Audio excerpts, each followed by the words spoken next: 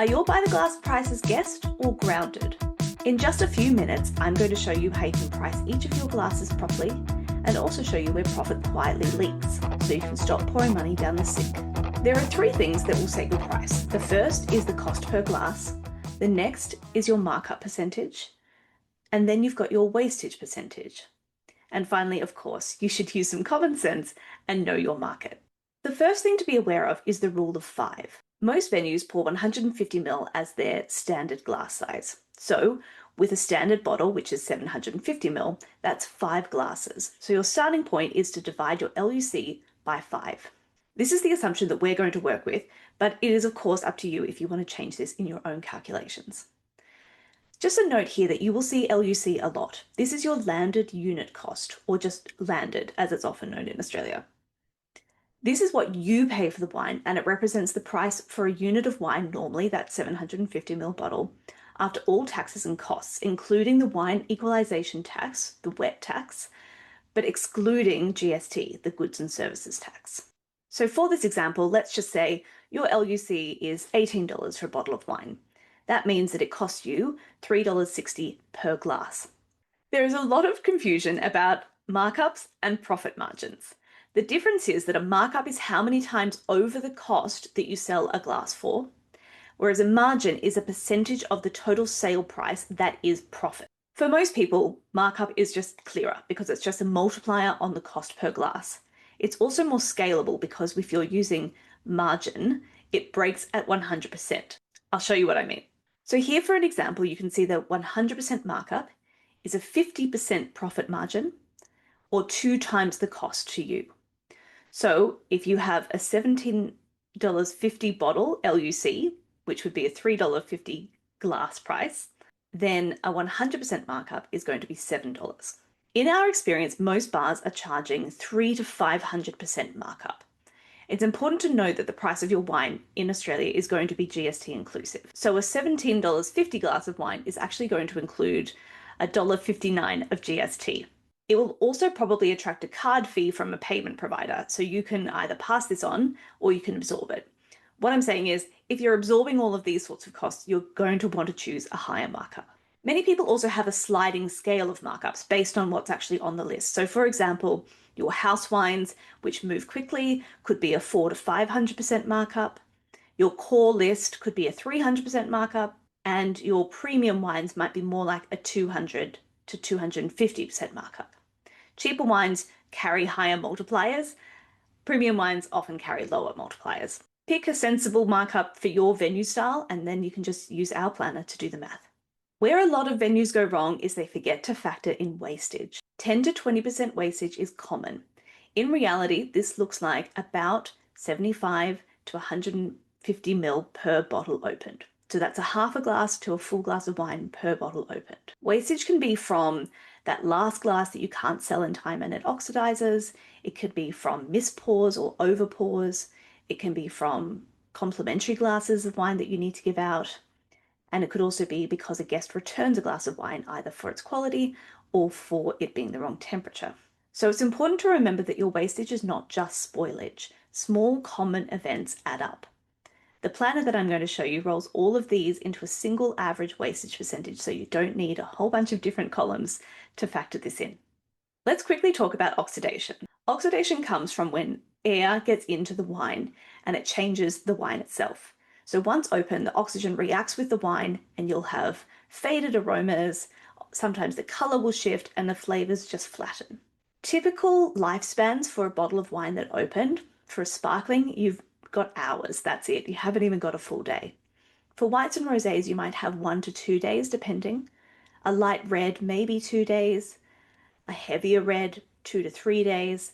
And dessert wines, just because of the sheer sugar content, more like 3 to 5 days.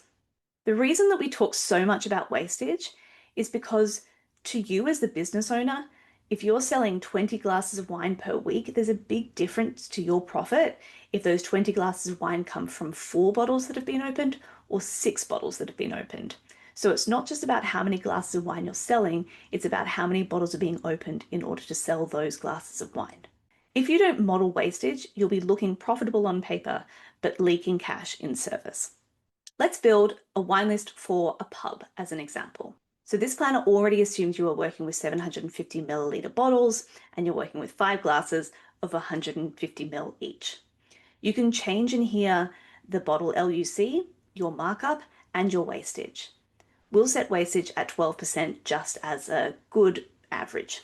One thing to note here is that the weekly profit calculation already bakes in wastage. The planner spreads bottle cost over fewer saleable glasses, so this profit is after wastage impact. This wastage column shows the retail value of glasses that you didn't sell. It's just for visibility, so you don't subtract it again.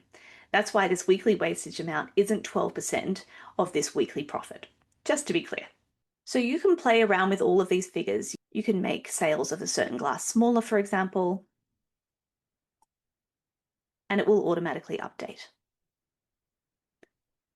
Here you can see that the weekly wastage is about $550 a week, which is roughly $29,000 a year. Most people treat this $29,000 as just the cost of doing business. But I look at that and I think that's an extra casual on the weekends or a new piece of equipment or just a bonus for me as the owner every single year. So what can you do about that amount? You can use tools that are designed to preserve open bottles from oxidation, deliver exact mill pours, and maintain correct temperature so that wine tastes fresh and consistent glass after glass. And this is exactly what the Enomatic wine serving system does. Let's rerun this exact same wine list, but we'll change the wastage from 12 to 2%. We'll keep the weekly glasses the same just to stay conservative, and we'll add in a small fixed weekly cost of $6 for the argon gas, plus the investment for an 8-bottle Enomatic unit to sit behind the bar. You'll see immediately that this annual wastage more than covers the cost of a new unit alone. We also know that from our clients, you can expect to sell more wines. So we've included just a small addition of 3 glasses extra per week, but you can totally play with that amount. This is so that we can illustrate to you the incremental weekly profit rise and the weeks to break even.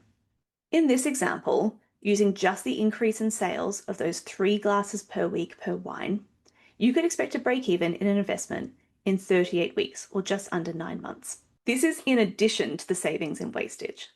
So that's to say, after 9 months in this example, an Enomatic will only make you money. An extra $29,000 in wastage saved, and conservatively, an extra $500 a week in additional sales. So how does it work?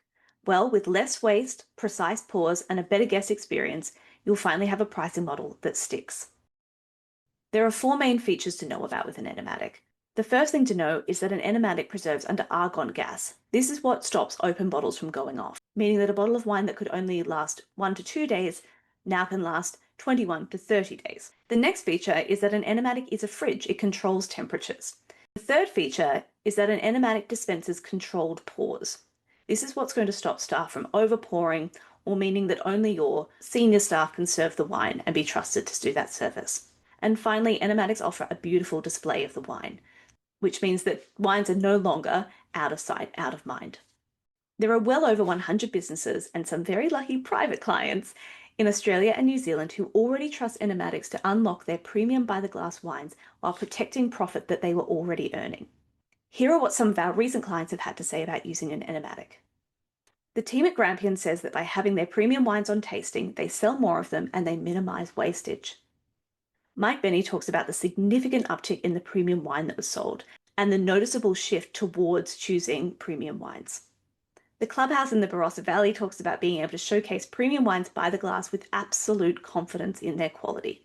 Ryan at the Coolamon Hotel talks about the flexibility to show better wines and also how easy an Enomatic is for their staff to use. And Christian at the Lord Nelson talks about reducing wastage, opening premium bottles, and lifting average spend, and that the staff appreciate the efficiency of the tool.